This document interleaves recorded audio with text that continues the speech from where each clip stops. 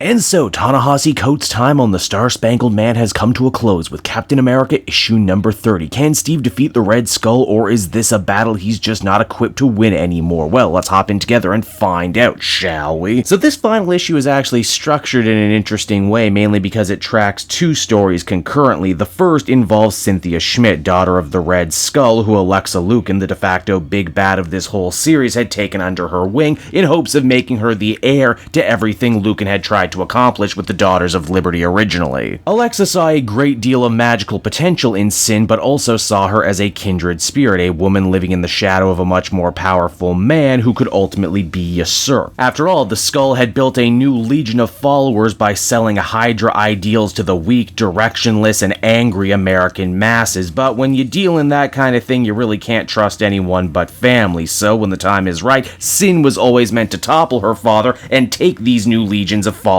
for herself. And at the other end of the story, we have Steve fighting his way past Crossbones and the Watchdog Militia just to get a chance for one final showdown with the Red Skull. The two foes actually surprise each other by no one trying to throw a punch. After all, their latest feud has been just as much moral and philosophical as it has been anything else. Red Skull gloats, saying that he never thought after so many years and so many battles he would see his great foe Captain America torn up and brought low by something as silly as the internet. Steve admits that part of the freedom that he's always battling for is the same freedom and liberty that the Skull has been using to drip poison in the ears of his fellow countrymen, telling them that all their hatred is a good thing, that they're not weak, they're actually strong, and all their problems are actually someone else's problem. Heck, they could even take back their country if they wanted, essentially repackaging a bunch of old fascist ideas as new age self-help. The Skull goes into full-on monologue mode, saying that at the end of the day, he understands America better than Steve ever could, because Captain America isn't just a man out of time, he's a man out of lockstep with the country. He slept during some of their most formative years. And that if the founding fathers were alive today, they would have much more in common with Red Skull. After all, they subjugated an entire continent to their will as Hydra attempts to subjugate the entire world to their will. The subject then turns to the matter of the hate bombs that Red Skull had been using and how quickly he was willing to sacrifice his newfound digital age followers. Skull says deep down these pathetic men must have known that their lives on their own were meaningless, but to die as part of his grand vision, his great cause, it's all they could ever ask for and all they could ever deserve. Oh, but Schmidt doesn't stop there. He gets really fired up, saying that he is now as he has always been from the European camps and beyond. He is death incarnate, and no one will be safe from his wrath as he attempts to cull the weak from the strong one last time. Too bad for Mr. Schmidt here. Cap and his people have been live streaming this little tirade across all of his social media feeds, meaning the Red Skull's newest easily swayed followers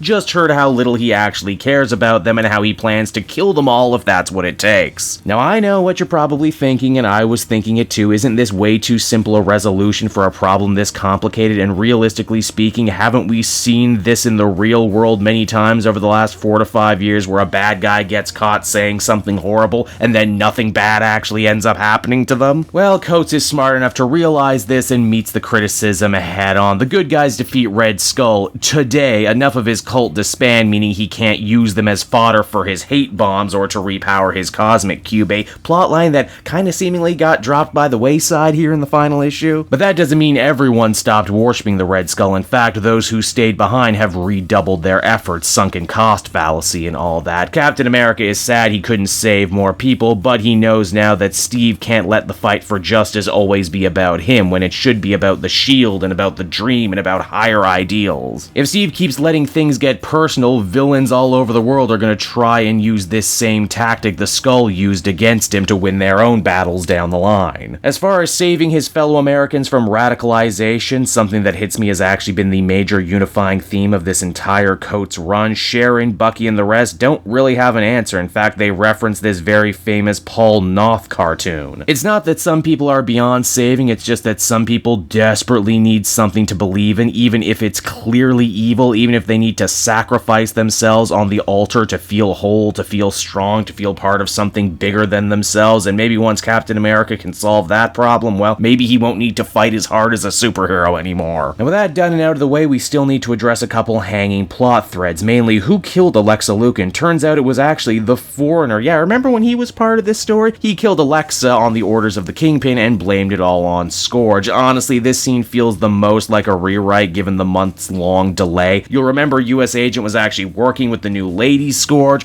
and that probably was meant to go somewhere, but editorial nipped it in the bud because maybe they had other ideas for US Agent that we're going to see in the United States of Captain America. Now, as the comic comes to an end, Alexander Lukin, back in control of his own body, mourns the death of his wife and blames Sin for her death, saying that it should have been her to take that bullet, but now Sin has achieved her final form, everything Alexa wanted from her successor. For you see, Cynthia Schmidt is no more, and in her place is now Superior, a nice little nod to her mother, who used the old name Suprema and was also Mother Knight. In fact, Sin is wearing her mom's costume here, it just dawns on me now. The new Superior vows a bloody vengeance, but that's gonna have to be a story for another day. And so that was Captain America 30, everybody, and while I enjoyed it, I cannot help but feel like there was at least one more story left to tell here. For what it's worth, I appreciate the series that was always meant to be a drier, more Sorkin-esque political thriller take on Captain America, and with a debate around a dinner table instead of an actual fist fight. That's probably going to end up being a controversial take, even though it shouldn't be, considering how many times we've seen Red Skull and Cap do the physical battle things. I found it refreshing for once to see them battle with words. Hell, Steve didn't even need to talk all that much, just rile up the Red Skull until he dug his own metaphorical grave, because let's face it, guys like this always love the sound of their own voice and never shut up, and it always ends up being their downfall. It's unfortunate that we probably won't see certain storylines to fruition, like the possible new Scourge, the Cosmic Cube threat, or even getting to see Captain America fight against the new and improved Sin, who was always Alexa's final plan. Hopefully another writer sees fit to pick up these threads elsewhere, but with Cantwell seemingly going on a completely different direction in the United States of Captain America series, I'm not gonna hold my breath. Overall, I think I'd feel comfortable giving this one a 7.5 out of 10. Lots of big ideas, thematic follow through, but I can't shake the feeling that it's ultimately an unfinished feeling ending.